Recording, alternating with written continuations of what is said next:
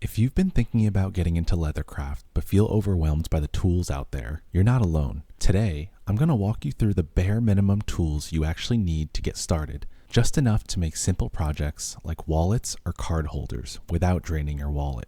First up, you need something to cut your leather. That can be a box cutter, an X-Acto knife, whatever you've got. As long as it's sharp and you can control it, you're good to go. Clean cuts make a big difference early on. Next, you'll need a stitching chisel. It punches evenly spaced out holes to run your thread through. If you're on a tight budget, go for a 2-prong version. It takes longer, but it works great, especially for corners and curves. Next, you'll need a mallet, ideally a soft one. It protects your tools while you're punching these holes. You can use a regular hammer, but it's not ideal. It could mess up your chisel over time. Next up is glue. It holds your pieces in place before you stitch, keeping everything straight and way easier to manage. It doesn't need to be fancy, just something strong enough for leather. Next up is an edge beveler. An edge beveler rounds off the sharp corners of your leather. If you're only getting one, I'd say go with a size 2. It's super versatile and works on most small projects. Next is some leather stitching needles. You'll need some leather sewing needles. These are a lot different than regular ones. They're thicker, usually with a blunt tip,